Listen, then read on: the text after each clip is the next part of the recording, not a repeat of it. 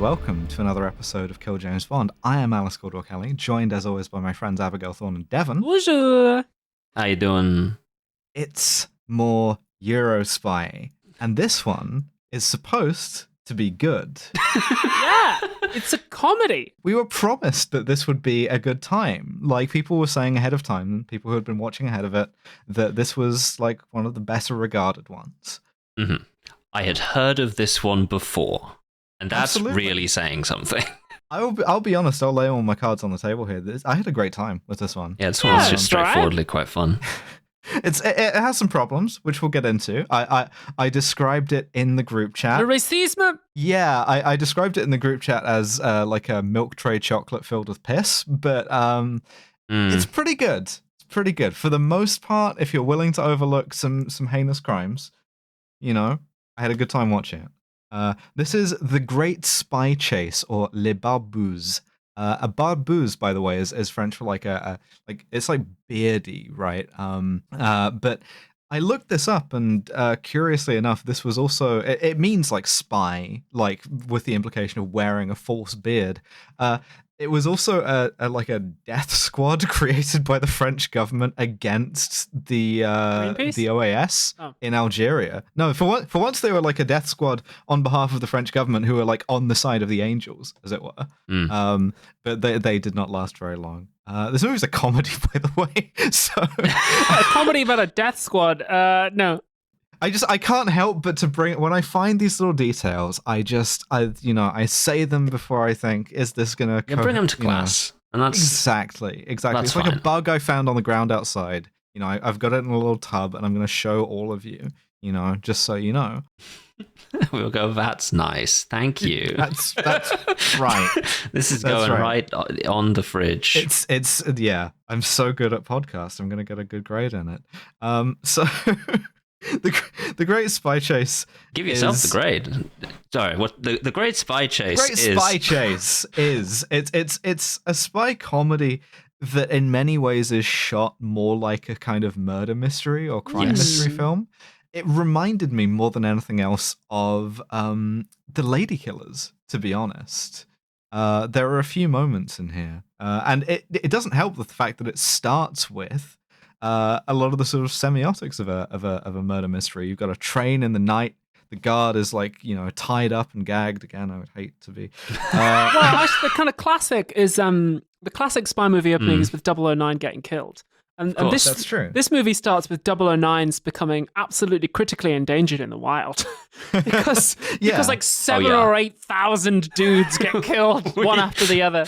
Well, this is the thing. They don't actually get killed later on, we find out. But like we see a number of spies all kind of working their way up the food chain by killing each other on this one train.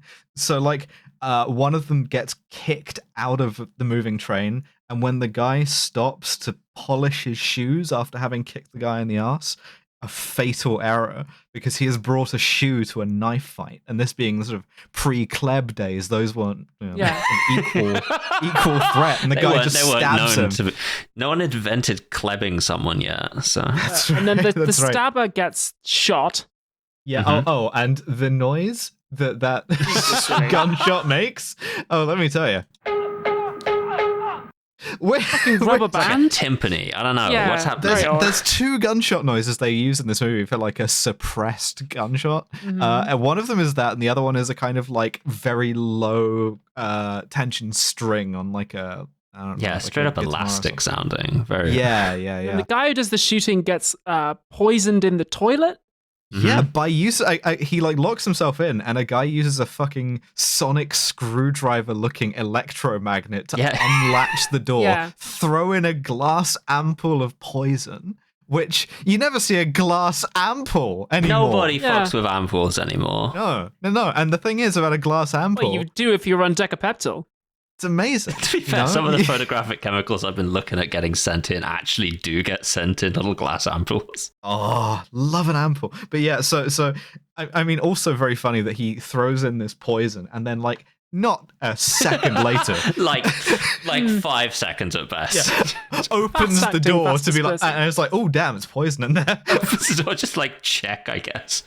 Yeah. And he's like, oh yeah, that's poison. a guy like drives through a level crossing barrier to stop the train, and this is an insane detail, and it's something that doesn't matter to recounting the movie at all. It's something that probably only matters to me. Again, it's another one of these little bugs in tubs that I've got a few of these. But like when he drives over the barrier, I go, I swear to God, that barrier just moaned. And like I'm not crazy, right? Because I got the audio, and when he drives over the barrier, it sounds like this. Whoa. This is the third installment in a very strange trilogy of ours. Which is the cougars, the donkeys, and now the sexual barrier. I needed that shit mixed in every time like a plywood door got broken in this movie. Actually, could we call it something other than the sexual barrier? Because that's like a whole other thing. We don't when we say the sexual barrier has been broken, that's that. Yeah, this is sort of a masochist level crossing barrier. It's like I would hate to be like run over by a car. Can I get that again? Can I get that again? Yeah, by all means. Okay. Yeah, I mean, there's no two ways about it. And there's no women on the screen when this happens either. This is very much a car driving through a level crossing. The barrier like is drawn. It's like one of those things where somebody draws their phone as an anime girl, and they're like wanting to be plugged in. Yeah. God. Oh, I'm not too familiar with that. No. Never mind.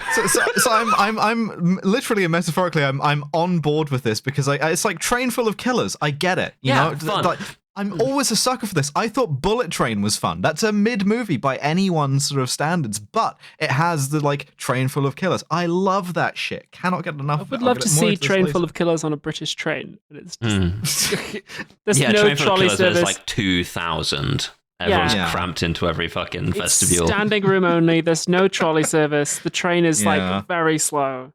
My sort of like in order to my like killing power requires someone else to activate it by opening a packet of crisps, and when they do, I just go sicko mode. I'm like obliterating all the like load bearing joints of everyone in there. I'm doing combos. This is the stance of the Kill James Bond podcast. If you make a single noise in the quiet coach, you should be killed. Yeah, that's true. I booked that seat so I can work. Fuck you. Transport police should have a mortar. I booked that seat because I have like sensory issues. I think genuinely it would be fantastic to shoot like a slow chase scene through a packed British like train carriage. Oh, amazing! Everyone is going Snowpiercer shit. Excuse me, sorry. So having stopped the train, the guy who has run down the sexual barrier gets a big guy called His Excellency Monsieur Shah off of the train in secret. And let me tell you, this guy, fantastic. This is a perfect guy to be called His Excellence. This whole movie is like a perfect time if you want to see vintage French tough guy faces. There's so many of them. And yeah, he's a big guy, 140 centimeters around the waist, as we later learn. And he's like being hunted by all of these killers. And he's like spirited off into the night. Final guy, the poisoner, is strangled to death by the guy who broke the sexual barrier. And then he carries off Monsieur Shah. When the train gets into the station, there are some French secret agents looking for him. The obligatory secret agent and then two friends, from from OSS 117.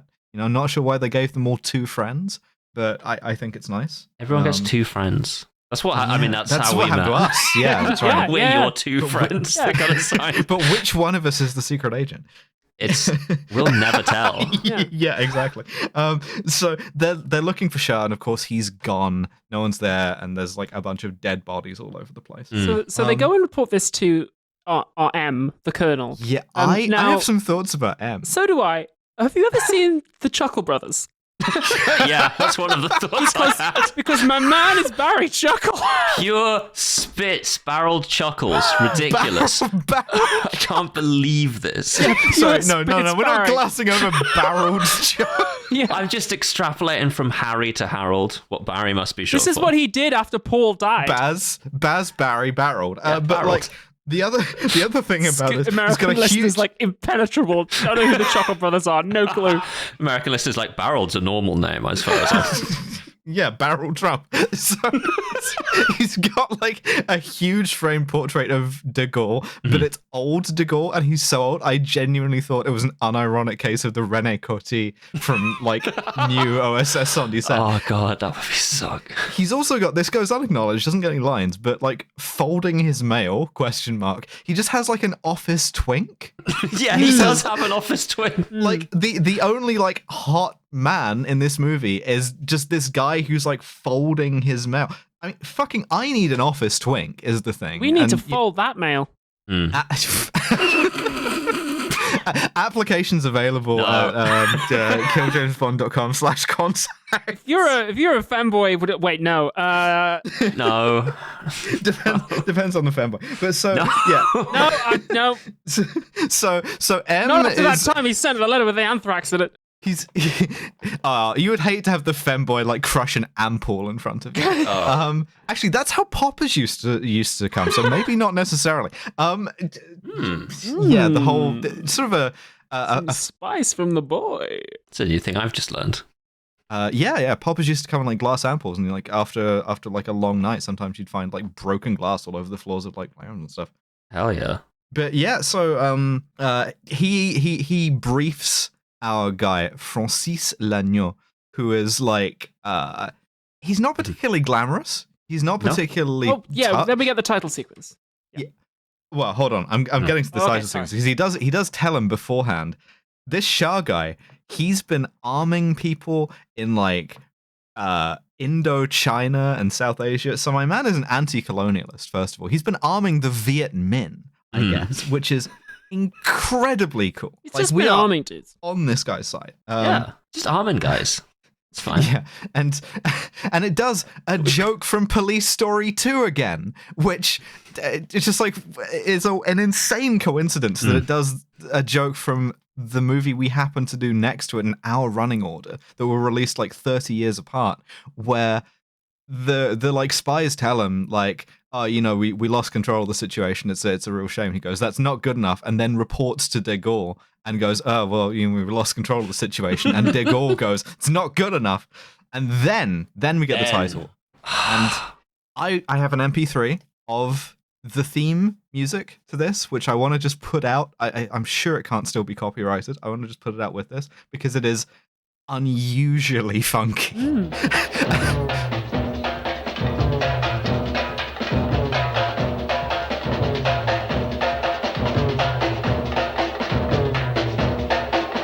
Really does go hard is how I would describe it.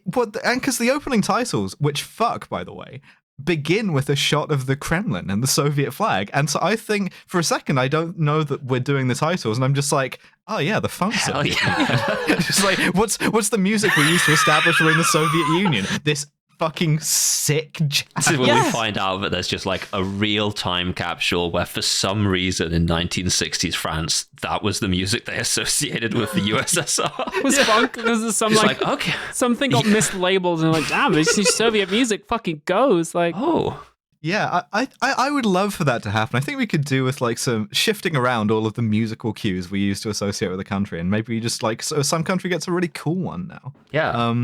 Cutting to New York and just hearing the Red Army choir, like, what? That's my dream, baby. Cutting to Wales and it's a bunch of Mexican music. I do note that the titles have a specialist karate in them, and that my like ears perk up. You know this. We get a fun title crawl as well, which says, these events are so believable that it would be superfluous of us to say that they are true, which I think is a really clever little turn of phrase. Yeah, it's fantastic. So the whole time there's like ticker tape coming out. You can see every different country is like putting their boys on it. Yeah, and then we see the boys. The titles end, and we are introduced to each boy very quickly. And I'm like, I'm clapping in my seat at this because this is all fantastic. Every country has a James Bond, right? So there's French Except Bond, Britain. Yeah, not in this. Yeah, very funny. Don't worry. There's French Bond, Swiss Bond, German Bond, and Soviet Bond. I'll go through them very briefly in turn. Yes. So French Bond is Francis Lagnon, the guy we saw earlier. Mm-hmm. The joke with him is that he has too many code names. Mm-hmm. So he's like codename Cherub, also codename Scorpion, sometimes codename 120. Mm-hmm. And we see him sort of like kiss his wife and give her his wedding ring. Yes. Then we have the Swiss guy who is a priest.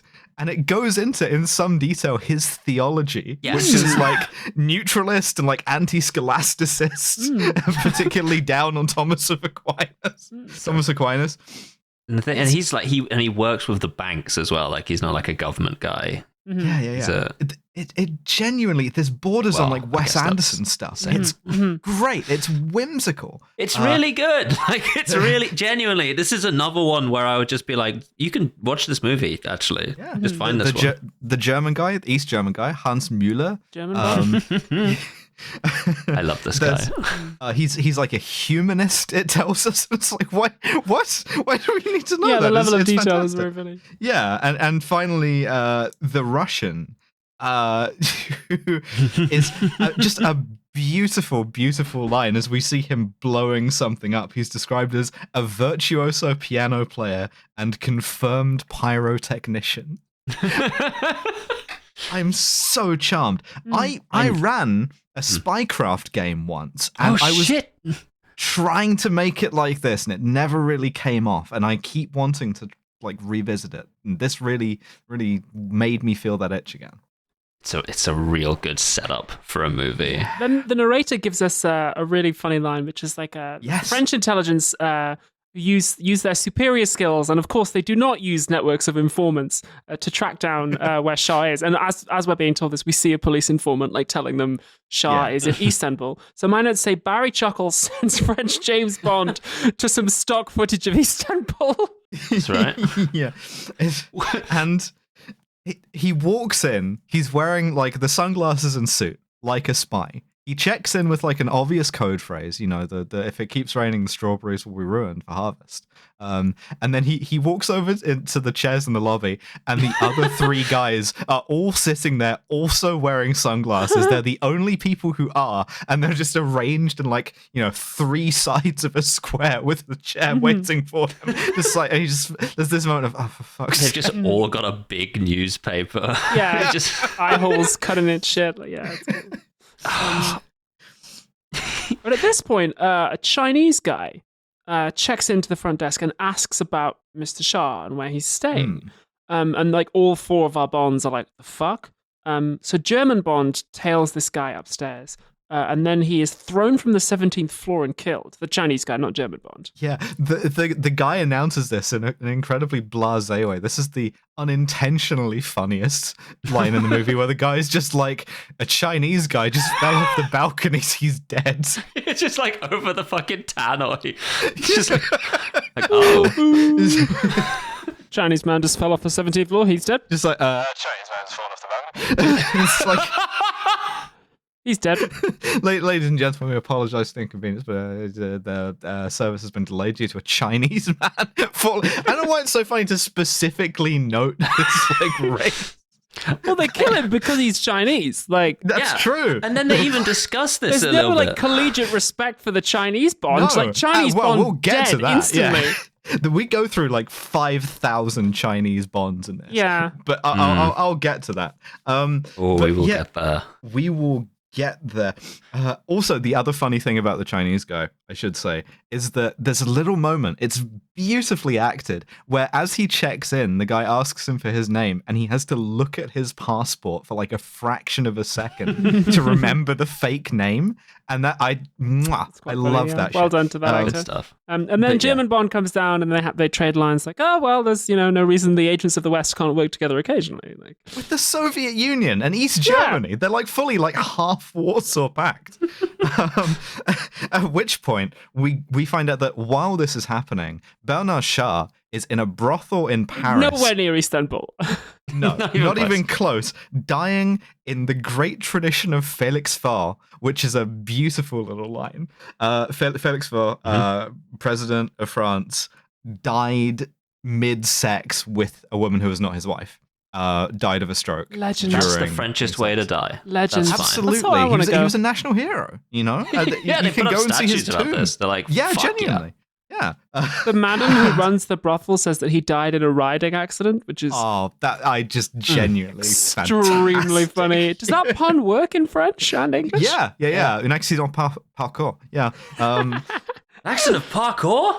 Yeah, he died in a parkour accident. Flipped into the pussy.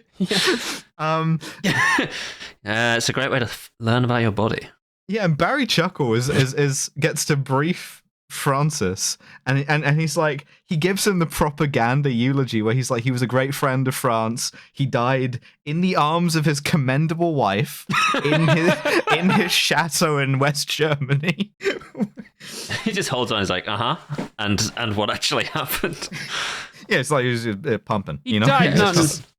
Yeah. Your job now is to transport his body back to the chateau. Yeah, and he gives him a look, and M says, "Listen, buddy, if you wanted an easy job, you should have joined the gendarmerie." Which is, really funny. So in order to accomplish this, French Bond goes to the brothel, and he meets Mr. Shah's servant, whose name is Rudolph. Yes, he's an ex-crim. We saw choke out the ampoule guy. Yeah. He's an ex-crim, and French Bond is like, "Yo, you're gonna help me transport this body back, or we're gonna send you back to prison." Basically, is the vibe. Yeah, Rudolph has a fantastic line here, which is, he says, "I've always worked in the private sector, but I wouldn't say no to a civil service job. You have all my references." Which is, it's we have them in archive. They're taking up quite a lot of space, might I add. Is the response.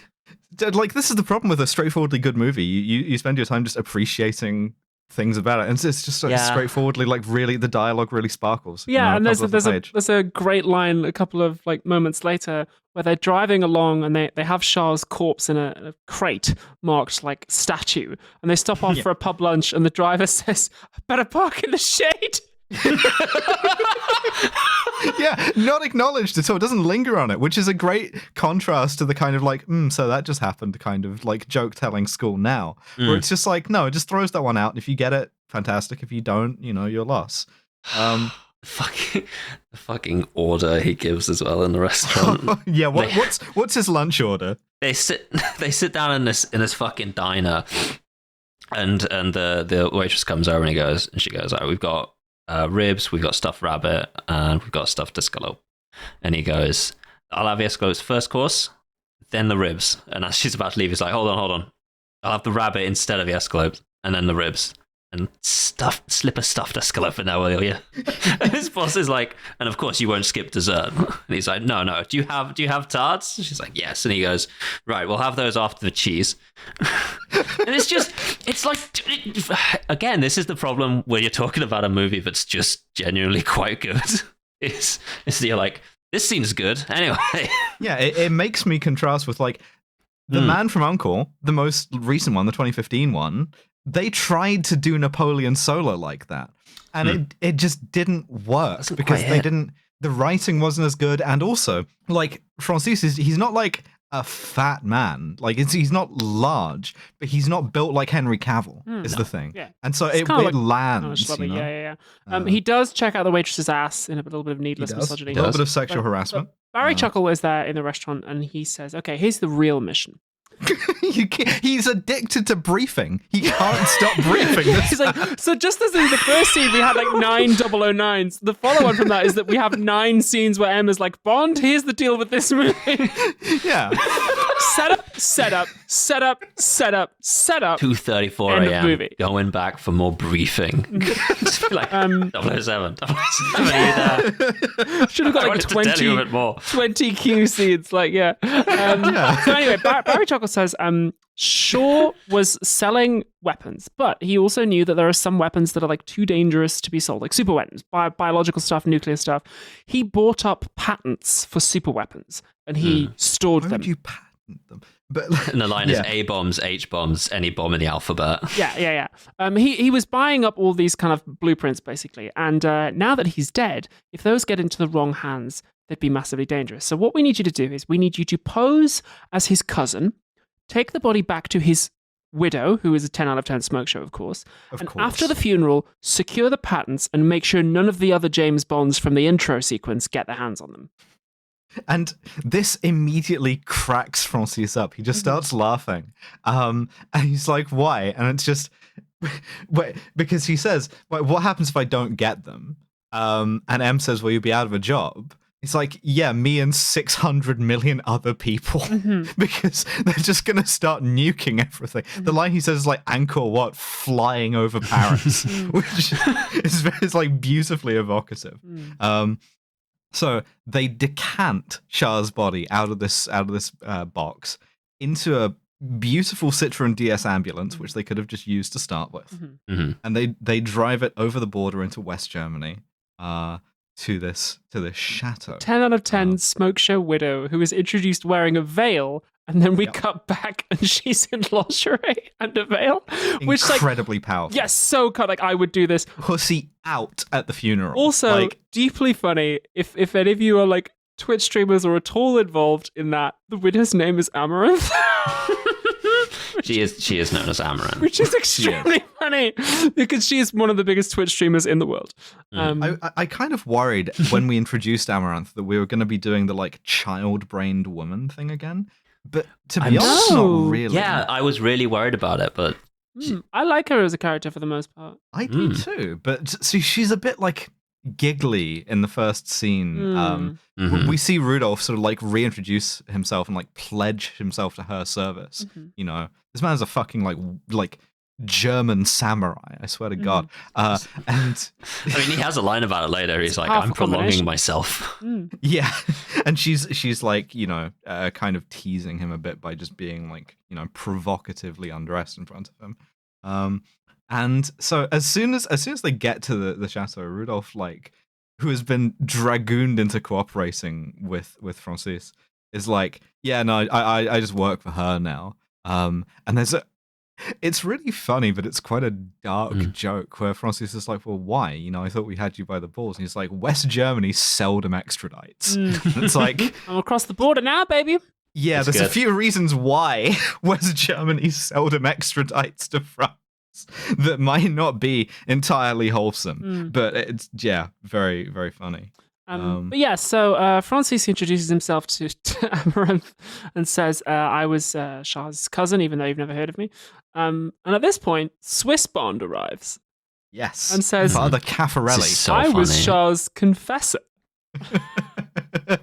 Yeah. And French Bond says, oh, did he convert?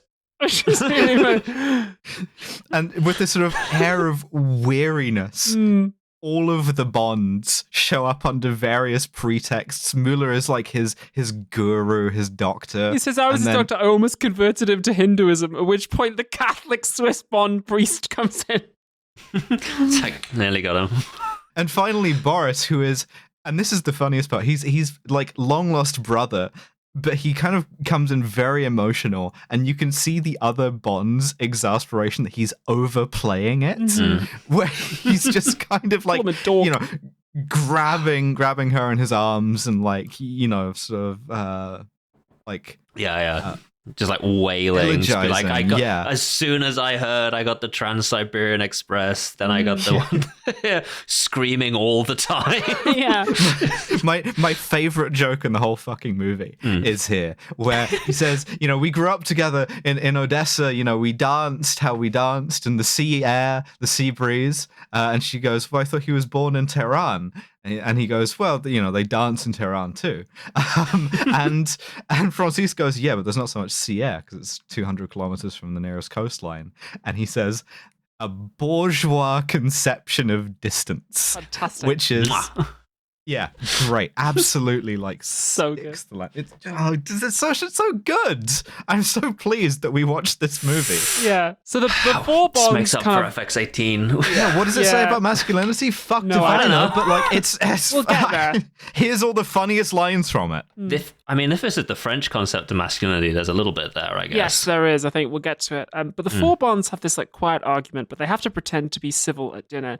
My notes say Amaranth is wearing a backless black morning dress in a castle. Astonishing. Yes. Yeah. She's cunt. I totally appreciate this. Yeah. Also, the castle itself is fucking gorgeous. Want this castle, want this dress. Yeah. They all retire to bed, and we see the various bonds. So good. Immediately, like, first of all, Caffarelli, the priest, he has a full fucking kit, man. Speak about this kit. I don't have an itemized list. He's got like a full, like, giant steamer trunk, which is full of carrier pigeons for messages.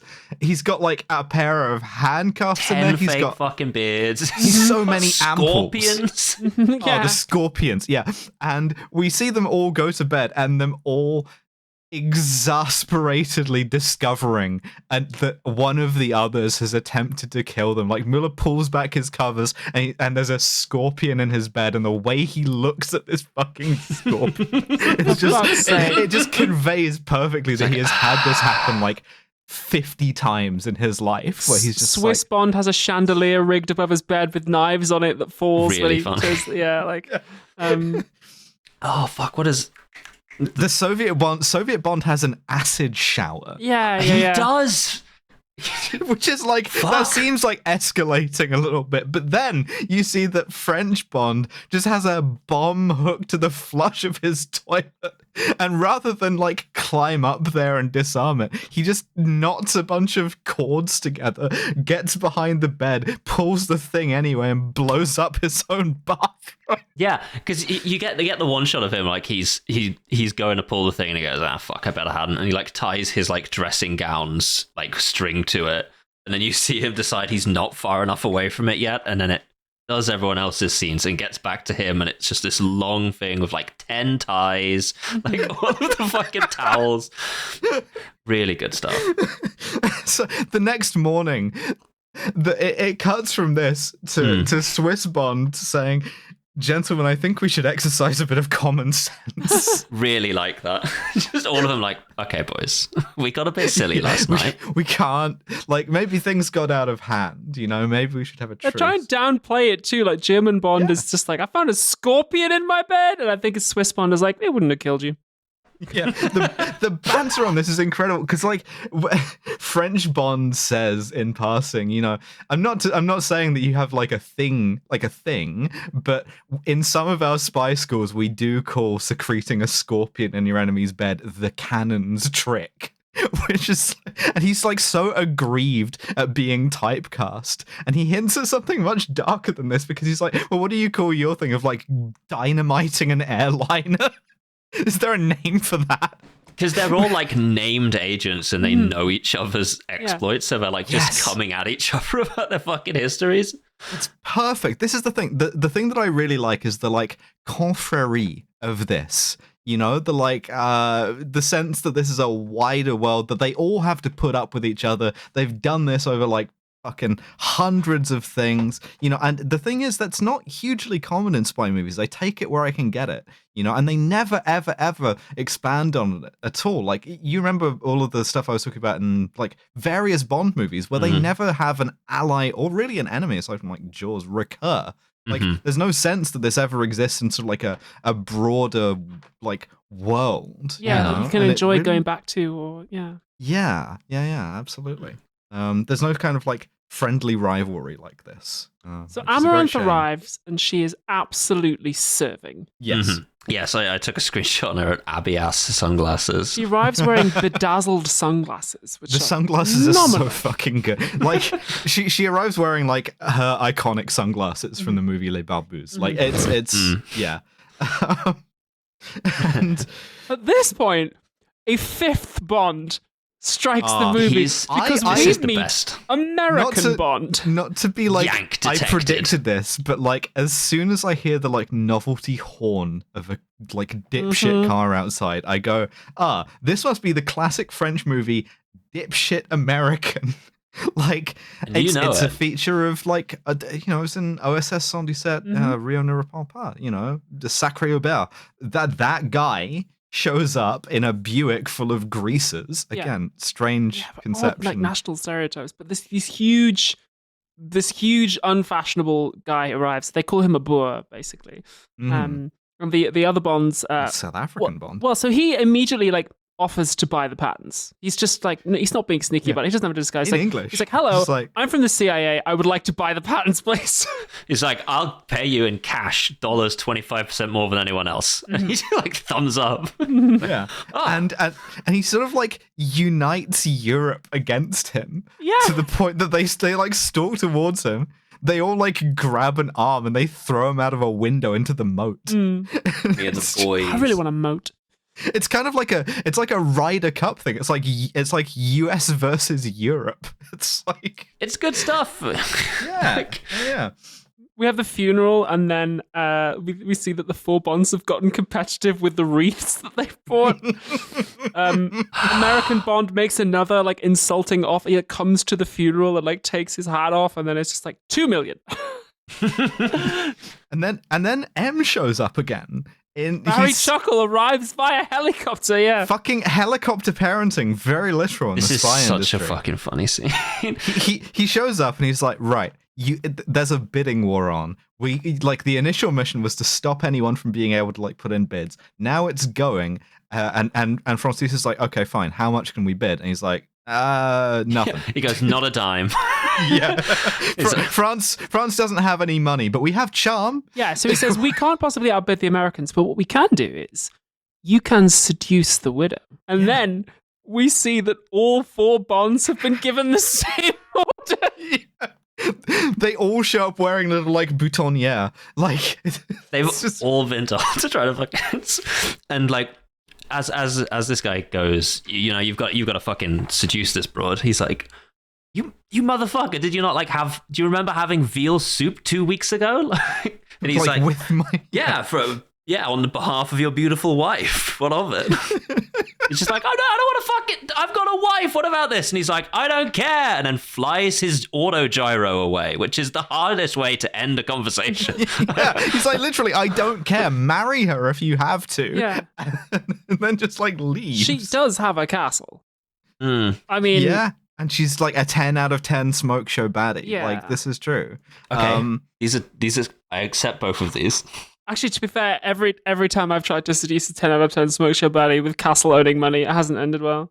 I've been slipping. I've never really tried to seduce a 10 out of 10 smoke show baddie with a castle. Like the 10 out of 10 smoke show baddie, certainly the castle part. I don't know if she's had a castle, but I need to start going to the opera. She definitely had like castle owning money. I tried to seduce a few heiresses in my time at St Andrews, never successfully.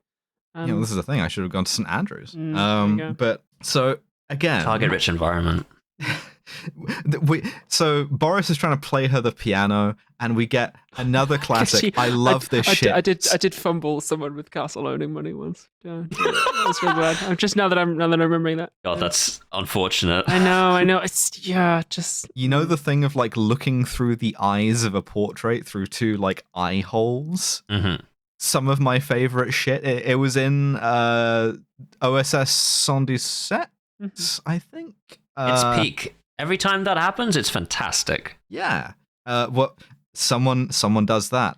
And that guy is Asian, so that's Chinese James Bond, I guess. James Bond. So as they're all trying to seduce the widow, by the Chinese part, as we'll get back to. As they're all trying to seduce her with various like over-the-top efforts, apart from French Bond, who gets locked in a cupboard, and this becomes important later. Yeah, fucking Swiss Bond is not even trying to seduce. He's just going for the cock-blocking route. Yeah, so he just locks French Bond in a cupboard and just starts like walks into the room with Boris and just starts trying to join him in singing. Mm-hmm. Yeah, ruins his whole shit. It's quite murder mystery. It's quite like Clue. So then they get back and Boris finds that there is the corpse of a butler inside the piano that he was playing, which is like, like Chinese Bond is watching them through the eye holes of the painting. Mm-hmm. Meanwhile, Chinese Bond has like a bunch of Chinese agents who are helping him. Henchmen, yeah. They're like cutting the phone lines. 009s. Yeah. They cut the phone lines. They kill the servants and start replacing them. And they're like, we see that they are hiding all over the castle in the walls. Yeah. This is, I mean, the fact that they are so numerous feels like a racist feels joke. Racist to me. Yes. And that only intensifies as the movie goes on. Ultimately, like, pretty soon after this, one of the things that they do is the entire staff are like sitting down for dinner, and they cut the power, and the next shot is all of the same staff but Chinese having dinner. It's like great replacement, but like instantly. Like, just like the lights go out, you are now Chinese, and it's like, what? Yeah, you start seeing that flash at the bottom of like your view. You're like, fuck. Yeah. So Francis is like taken Amaranth out to like the gardens, and he just like levels with her. Or at least almost levels with her. He goes for a real Hail Mary, which is just sitting down and being like, hey, all right, so I'm a spy. So I'm a spy. The patents that your husband left are very valuable and dangerous in the wrong hands. He appeals to her patriotism. He's like, you're born in France, don't you love your country? And she's like, actually, I want to sell it to the American. Yeah, the thing I really like about this is like ostensibly a selfish thing for her to do, right? But she gets a little speech where she's like, listen, I've been poor. It sucks. I acted for a bit. You think you're playing Phèdre, and then you end up belly dancing on the Bosphorus, and I was too thin for them. It's like, it really, like, it's funny, but it bestows like some dignity on her. It's really well acted. She's like, of course I want to be fucking rich. Like, I need the money now, because like, yes, I have a castle, but do you know how expensive castles are? Like, there's so much money. Like, I'm not even the highest paid person in this chateau. Not even the highest paid person in the castle. To be fair, I mean, it probably takes a lot to run a castle. Fair enough. Oh, sure. Yeah, it does actually. Like, I'm trying to figure out go ahead. How I can tell this story. I know somebody who knows somebody who is having to sell their castle because they cannot afford the upkeep on it. Oh wow, it's real tough. It's a tough economy these days. The mortgage, and you cannot sell castles because nobody's buying them because they're so expensive to maintain. It's crazy. Nobody's buying castles these days. Yeah. So she's quite cynical about this. She gets a great noir line about this too, where she's like, it's easier to open your heart than a checkbook, which but it kind of, while she's telling him off, he's like kicking his shoes around like a kid being told off as well. He's just like looking down at the ground. Like, she also she intimates, she's like, I do actually quite like you. Why don't you turn traitor, stay with me, let's sell the patents, and you could live in the castle with the 10 out of 10 smoke show widow and live happily ever after in West Germany. And I would have signed on to that like a fucking shot, let me tell you. But Francis is complete. He does. He goes, okay, fine. Right, let's do it. And she's like, you're lying, aren't you? He's like, yeah. It's like really good. So we get another dinner scene. And so he agrees to take her out riding. And the other three sense that they're being frozen out, apart from Boris, who says charmlessly, I know how to ride because I once abducted a Hungarian boyar's wife, which raises a lot of questions about why personally I would hate to and at this point the Chinese attack. Yes, right. This is the piss in the middle of the chocolate. This is the racist We've encountered the piss. We are now in piss zone. French Bond is lured out, and he encounters two men, and I now see why there is a specialist karate in the credits, because two men try to karate fight him. It is filmed without much intensity. It's not, its gift is for the comedy. Yeah. And this is okay. But he defeats the pair of them. He looks around, fucking 100 guys. And essentially, there's one guy with a beard. He is Chinese Bond, and he has the ability, like as a cantrip, to summon infinity Asians. Yes. Yeah.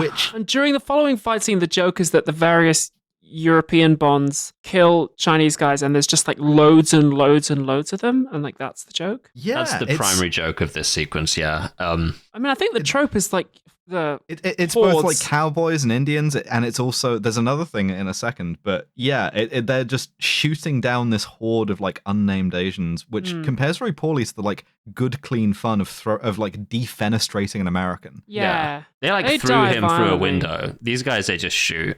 Yeah, and as the gunfight gets sort of more and more ridiculous, like Scooby-Doo chase happening. Caffarelli is like behind cover flying a UN flag, which I think is a rather nasty Korean War joke. Yeah, because the Allies on that side were like under the auspices of the UN, but impossible to say. Now. During the middle of this, American Bond arrives and offers $1 million, and Francis throws him through the window of the moat.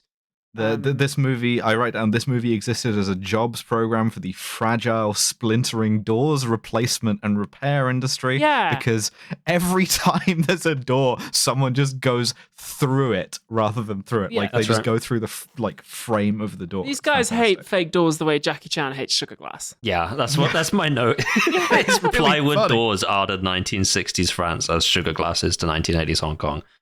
It's just you get one shot that I really like where Chinese James Bond and French James Bond are chasing each other, and they smash through the room where Amaranth is like doing her makeup, and she just like sees this happen, just sort of like gets up, walks to the other door, and opens it in time for them to run through the doorway. Classic slapstick. Just great stuff. Just like good comedy, clean fun. Yeah.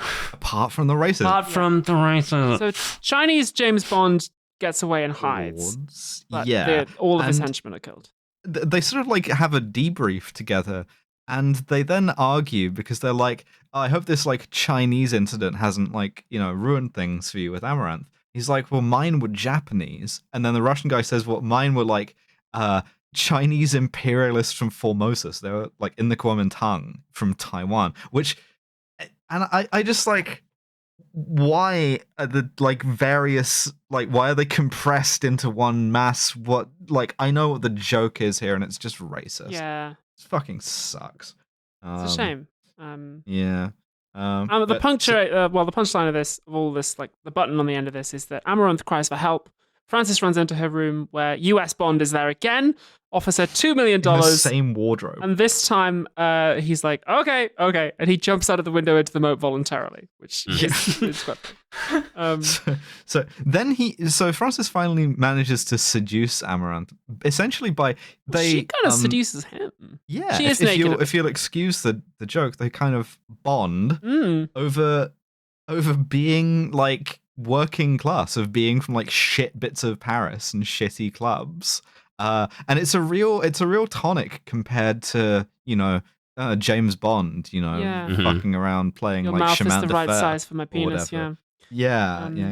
There is a moment where she says, "Are you married?" And he lies and says no. Mm-hmm. And then, which makes all of this like spy cop. This does shit. become spy cop shit very fast. Yeah.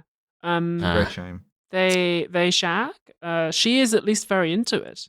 Yeah. When he says he doesn't have a wife, there's a little reference to another movie we've seen where he's like, yeah, no, I couldn't with all the like, one day you're in Shanghai, one day you're in Beirut, all this like Bangkok and Bangkok, and it's like that's like the stuff is all like came out within like 3 years of each other. But yeah, aside from the spy copsness of this, which it kind of retroactively covers later on, I find all this rather sweet, to be honest. It's charming. I like there's an ongoing joke where French Bond keeps finding microphones that like all of the others have been placing. It's like when he finally finds this one just before he like shags this broad, he's like he pulls it off, and like you see all three of the other ones are all just stood around one listening station getting mad as hell about it. Yeah. Coping, seething. In the morning, the three other Bonds are having breakfast and they're all kind of jealous and upset. Francis walks into the breakfast room, like dressing gown on, cigarette in hand. Yeah. And the other three Bonds are like, my dude, did you hit that? And he's like, firstly, yes. And secondly, fuck off. Yeah, get out. Get out. One of them calls him Sardana Palace, by the way, which is a quite dated, like classical reference. Mythical last king of Assyria, famed for his orgies, if you're curious. Also potentially a trans woman, if you believe Diodorus. This is this is an educational podcast. That's right. So yeah, he's like, yeah, you've got half an hour to pack your shit and get out. But Swiss Bond is phlegmatic. Because Boris is like, okay, well, do you want to like kill him now, do breakfast later, or like breakfast now, then kill him? And Swiss Bond is like, no, we can be a bit careful about this. I have a plan. German Bond is like, oh, this treachery really sits poorly with me. And Swiss Bond's like, it kind of inspires me. And he cooks some shit up. They're all in the main hall, and Amaranth is like, all right, lads, it's been great. Thank you for coming. This has been real. Off your toddle, though, for real. I'll never forget you. Yeah. When Rudolph runs in and is like, holy shit, Boris has had a stroke. He's like frothing at the mouth and shit. Yeah. And they all run in there. And Rudolph's like, I'm a doctor. My cover story is that I'm a doctor, so I should stay. And then the Swiss Bond is just like, do you think you might need a priest? And he's like, yes, I think we may do. And he's like, then I should also stay. It is my duty to stay. And they all just like, they'll just turn slightly to look at French Bond, who just like angrily leaves the room. It's just like, you did. Yeah, it's kind of like giving them the finger on the way out, almost. Like, oh, fuckers, you fuckers. And of course, Boris is faking it. It's like shaving cream. He then, French Bond escapes in a car with her. Yeah, well, they go out for a lovely drive in a beautiful 60s Mercedes. Oh. Open top Mercedes, yeah. The like other three are like, right, we got to follow them. It's time for a madcap chase sequence. Or as Boris says, I feel that we're about to enter a very active phase, which I like. But so they all betray each other in the course of trying to do this. They all sabotage each other, and all of their modes of transport are sabotaged, including Swiss Bond, who is like car bombed. He's car bombed. He survives. Car bombed. Non-fatal car bombing because fucking French Bond has just like bombed his car. Like he's put a bomb in that car waiting. Hans has had his like motorbike sabotaged. Yeah. The acting on Swiss Bond is so funny. As he's walking away from the exploded car, just like staggering. It takes him like a full half minute to fall over. It's just beautiful. Yeah. It's great physical comedy. So they're going to try and escape to Lisbon and then back to France. Elope, maybe. And because the patents are being held at a bank in Lisbon, so they they go to get them. And another thing that I note here is they have a bit of a fight in the hotel room. Yeah. Right? Where he like sort of accuses her basically of being spoiled. And she stands up for herself. She's like, I was married for 4 years to a guy who was like, 65 years old, 140 centimeters around the waist, 2 topics of conversation, arms dealing and cholesterol. And it's like, I like that really she's good. Like, she pushes back on this stuff. It's quite nice. But logically, of course, every other spy is there because she has like accidentally given away their position. She sends for some luggage, and he's like, "Oh, did you like send? Where did you get that from?" And she's like, "From the castle, of course." And he goes, "Oh, nom, did you?" And immediately, like all 3 of them are outside. Plus, so US Bond. This is really really good. This is the payoff, right? Set up and set up and set up and set up, and then this is the payoff, and the payoff really is worth it. So in he comes and French Bond is just like, let me guess, you're gonna offer a 4 million. He says, no, you know what? I think I've learned my lesson from last time. This time I'm gonna throw you out of the window. And just punches him in the face. Yeah, it's turnabout is fair play. Yeah. Like, and so there's like, I would say the better of the fight scenes in this. Which ends with him throwing the American into a fake painted-on window and knocking him unconscious. Vasiliev, like Boris, briefly tries to kidnap Amaranth, not successfully. Nice button on the scene is that after French Bond rescues Amaranth, and they go back into the hotel room. And he opens the door, despite it being like a massive grate. It's basically just a frame. Yeah. And as he closes it, the handle comes off in his hand, and I was like. Beautiful. Magnificent. So they get on a train back to France. Start and end with a train. Another Bond classic. And and Indeed. they're talking about where they're going to go on honeymoon because they're going to get married. And she wants to go to the Bahamas. He's like, well, you won't be able to afford the Bahamas because, of course, you're giving the patents to Barry Chuckle for free. And she's like, well, what if we sold them? And he's like, no. All of his tastes are like so prosaic. So he's like, we could go like trout fishing in the Auvergne, or like go to Baizon. Baizon is like in the arse end of Ile-de-France. And when she suggests the Bahamas, there's a fantastic piece of dialogue where he's like, "Oh, we'd get bored. The rich are depressing." She's like, "How would you know?" It's like you haven't met them. It's like again, it's like yeah, they've got a great dynamic. They really do have a lot of chemistry. It's really good. Alice, can you explain the French thing that happens here? Which French thing? She says 15. Oh, yeah. So she's. I'm not sure. For a second, I thought she was like counting up in like tennis scoring. Yeah. But because she goes 15, 30, 40, which isn't like the first bit's tennis. I don't know. I don't get this one. If you know why a woman seeing a bearded man, maybe it is that she's seen like 15, 40 bearded men, but like, I don't know. No, because when she says 40, he understands what that means 3. And I dimly remember something like this from my GCSE French lessons. If you're French... Write in. Yeah, killjamesbond.com/contact. What was in that food cart? Yeah. What was in the mobile canteen?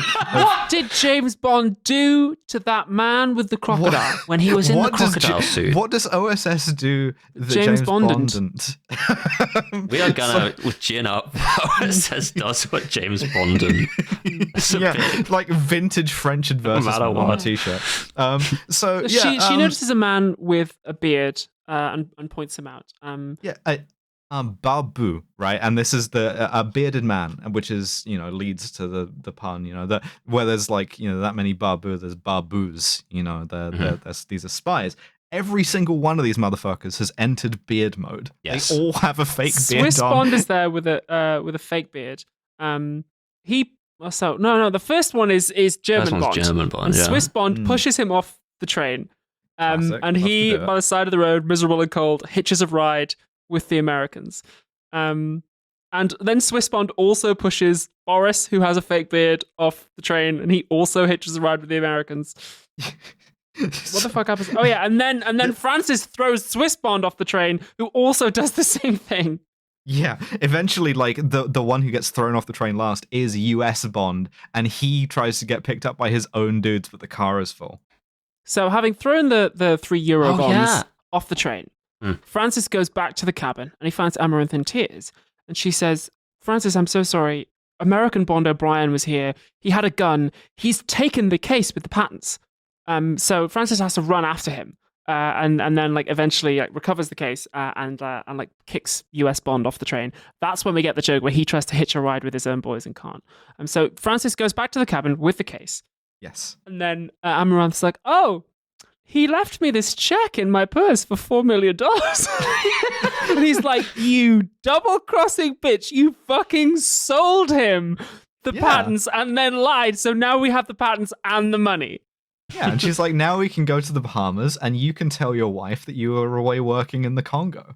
And he's like, I'm not married. Yeah. But we kind of get the impression that she has like always known this is a lie. This is some real like French values, Mm-hmm. Well, she actually does describe him in a complimentary way as being vieille France, as being like old French, like Franchouillard, in the way that like OSS on set and then new movies is.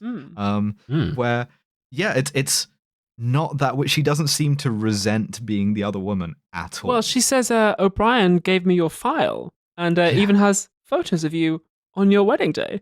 And Francis is like, oh, those are fake. Yeah. He's like, listen, poisonings, gas, scorpions, all of that I can tolerate, but like doctoring photos, that's like, unwholesome. Yeah, can't believe this. He's set 2 blokes, by the way, to guard the door outside. Yeah, the 2 blokes from earlier, his 2 friends. His 2 guys, and just before he leaves, they've got a little fucking motto where they go for it, where he's like, if anyone asks you for the time, a light, or the way to the sea, and they all together go, shoot him. Yeah. But there's one James Bond remaining. One Bond unaccounted for, and that is Chinese James Bond. And it sort of claws it back. in the last seconds, because all of this time, none of the various like Asian bonds have ever had lines that are translated. They just kind of get shouts and like a little bit of Morse code, which is used to summon the like Infinity Asians. And before he goes inside, he tells the two guys, just like whatever happens, just like hold the line, like the Battle of the Marne in the First World War. And the next shot outside, those two guys are gone. We don't see them again, so they're fucking dead. And two of the Chinese guys been replaced by two Chinese guys. Yeah, they've been great replaced by two Chinese guys whose dialogue is like on screen translated and subtitled as he's still thinking about the Marne. We're going to teach him about the Yangtze River crossing campaign. Which good stuff. Like it's funny. Genuinely, it sucks that that's their only dialogue, but like sticking it to the French specifically and to the West, like it almost redeems itself in that moment. What happens to them? Does Francis shoot them?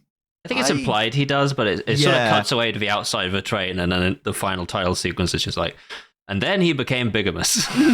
Yeah, the ending titles, which are really funny to me, and so under orders he became a bigamist and lived much more happily ever after. So this is a pro-adultery movie. Yeah. Vive la France. You know what? Alors, Vive la ces France. enfants de patrie. Yeah, these guys are good. Actually, they fucking know what's up. Mm-hmm. Yeah, 100%. And what does this movie say about masculinity? It says, if you are a Frenchman, it is correct to get married as many times as you want. Mm-hmm. As long as everyone knows about it. Yeah, that's polyamory. Yeah, that's right. This is the greater central the greater Ile-de-France polycule. Oh no. I would love to be in the greater Ile-de-France polycule. I get into these polycules, but in a non-sexual way. I just want access to the resources. like an observer member at the UN. Yeah, where you don't have voting rights. Yeah, you can't vote on what the polycule does. You're allowed to sort of like be present at the meetings. We appoint you to the council, but we do not grant you the title. Grant you the rank of metamor.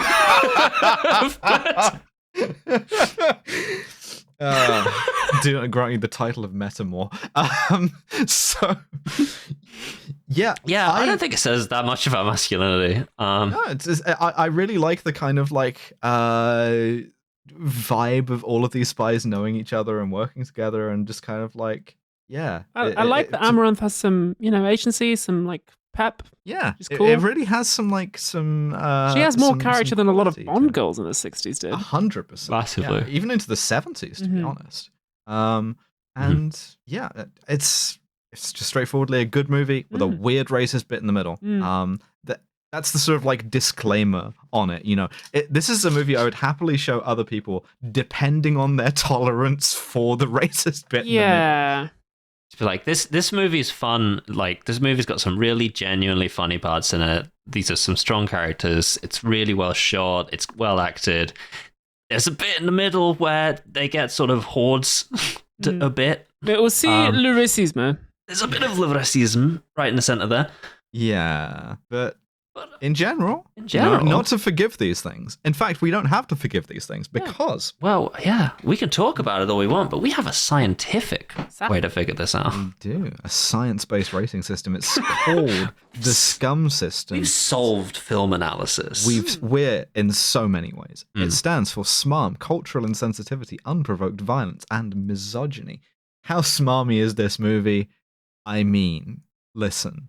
This is the movie that 100% like totally decouples smarminess from quality because it's insane. Yeah, no, it can't be like lower than 7. 10. Like genuinely, it's so pleased with itself. But it but it is a comedy that's kind of meant to be like. Yeah. And the style of comedy that it is a smug style of comedy. But it sparkles for all that. I really, really enjoyed it. I do want to give it like a 6 or a 7 though. I'll give it a 7. Yeah. It's it's high. Like it's definitely high. Cultural insensitivity. Oh. Well, here's the thing. Pretty bad. Yeah. Pretty bad. Yeah, you can't just be saying that shit about Chinese people. You can't. sort of way down the list, but it does also make the Russian a drunk, which is a bit predictable and shit. The Germans like are fishers. You're kind of like national stereotype stuff. But the fact that that's all like all in good, clean fun. Yeah. Right. And then it has some like actual malice in the middle. That's like very racialized. That's not so good. Yeah. So I would say, I don't know. It's not the worst we've ever seen, but it's got to be high. Yeah, right? 5, 6? 5 feels fair to me. Yeah, I do a 5. Yeah. Unprovoked violence. I mean, it's all cartoon violence, more or less. Yeah. Like they're going through doors like no one's business. It's fine. With the exception of the Chinese people, like no one is like out and out that's killed. True. Yeah, that's the thing though. But when they are, they're just like shot. And okay, maybe it's not unprovoked, but it feels like a massive escalation. Yeah, like it's a kind of violence that we are meant to cheer on and think is okay. Yeah, or at least it's funny, Yeah. Which I think that's got to get at a few points. Yeah. Taking it up to like, I don't know, like 4 maybe? Yeah, okay. I can see that. Misogyny, surprisingly low. Yeah. I would suggest. Like, it has a woman with agency. There is another woman in this, but she gets like hardly any lines. Rosalind, the maid. She's just kind of there to be there. Yeah. But like, so having one woman meaningfully in the thing is like perhaps not ideal, but like she's a fully fledged character with like agency. She and wit is. and stuff. The only women who are allowed are women who are desirable, which that's true. Does earn the point. The madam in the brothel and then the sexy ladies. Women definitely do exist to be fucked in the world of this film. Oh, that's true. Yeah. Including the waitress. Also true. It sexually harasses the waitress. I'd forgotten about that, but I put a note in specifically that was going to boost the misogyny score. What do we think about 4? Yeah, so 4 I think or 5. We've done 3s for pure omission. I could see my way to a 5, yeah. Okay, cool. This is going to be the worst scoring film we like. Like, yeah, it is. Yeah, we like this movie, but this is the score. It's up there with like more Bonds that are like, the ones where we have a genuine affection for the old bastard. Yeah, where he's like, where we're obliged to give it like a 27 on the misogyny score or whatever. That gives it a total score of 21. Wow. which is pretty bad. And you're right, that is kind of in the sort of the Moore Bond bracket, era, and the Lazenby Bond bracket as well. Yeah. Well, Roger Moore's average score was quite chaotic because Roger Moore alternated one good, one bad. Yes, I recall this. But yeah. Same as License to Kill, if anyone's curious. Wow. And No Time to Die. It's exactly as bad as that. So there we go. I had a better time watching this than either of those. Yes, to be honest. Yes, that's very true. I just wholeheartedly, depending on your tolerance for this kind of stuff, I wholeheartedly recommend it in that sense. Yeah. It's a good time. With the exception of Le Racisme. Le Racisme. Also just like deeply funny to see Barry chuckle in a movie. Yeah. It's a series of like good bits. It would benefit from like a non-racist remake, I feel. Yeah, yeah. Be really good. Like you could adapt this very, very easily and it would be very rewarding. Fucking stick Daniel Craig in it, That would be that would be very funny. But, as American Bond? Oh, that solved it. That would be such a funny time to joke. Form the production company. Right. Patent pending, patent pending, patent pending.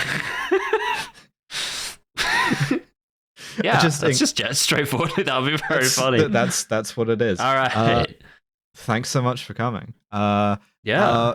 Our next bonus episode, if you subscribe to the Patreon, is going to be that's mine, isn't it? So it's going to be The Conformist. Yes. Gonna make you watch some more Italian films about masculinity and alienation. The next free episode in 2 weeks' time is Secret Agent Fireball. Christ. All right, well, this has been a brief glimmer of daylight. Like the Venerable Bede, Life is like a sparrow that darts from the night through a well-lit feasting hall and back out into the night. So too is this movie to the Eurospy project. For real. Just drop the Venerable Bede reference on yeah. What am I meant to say now? I'm meant to be like, for real. Are you not familiar with that line from I'm from the Northeast. Of course I know who the Venerable Bede is, and of course I know what that quote is. I just didn't expect to hear it on this podcast. This is why. This is bullshit. This is for hogs. This isn't venerable bead hours. This is the fucking modern Siskel and Ebert. They can have a little bit of bead if they want to, as a treat. Thanks so much for coming. Please subscribe to the Patreon. That's a joke. Refuses to elaborate. If you listen to the Patreon already, then you understand why that's funny. You will get this joke. Subscribe to the Patreon to get our jokes. Thanks so much for coming. Bye. Bye.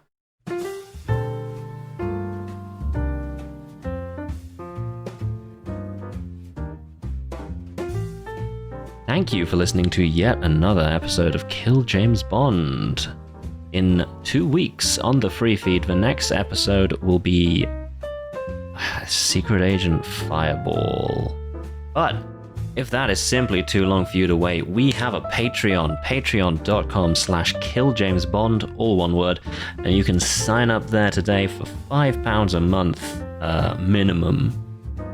You know, I'll let you in the door with £5, but let's be honest, I'm not gonna like you. That's simply not true. I love each and every one of you, as if you were my own child. But I do like our £15 and above patrons more, and those are Lo Bjornsdottir, Candy Fox, Freya Aloysius, Gustavo Lira, Jack Holmes, Mike Berg, Hannah Oberhart, Nick Boris, Power Dad, Jason Hager, Nato Mori, George Rohart, Kentucky Fried Commie, Yarrick, Drone Lover, Cohen Enright, Labor Delenda Est. Feeling that more and more these days, huh?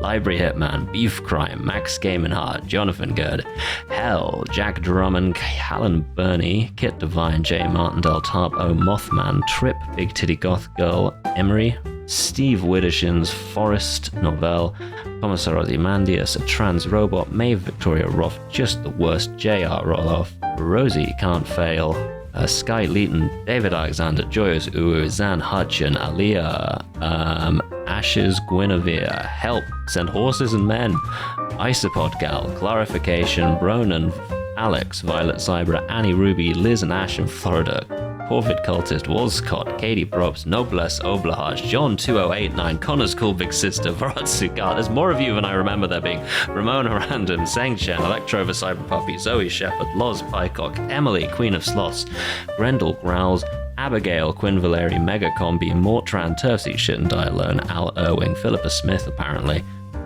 Wolfie. Robert Greensmith, Millie, Finn Ross, Josh Simmons, Lauren Bastin, and Vay Victus. Thank you. This podcast is Alice, Abigail, and Devon. Our producer is the wonderful Nate Bethay. Our podcast art is by Matty Lubchansky, and our website is by Tom Allen. See ya, and free Palestine.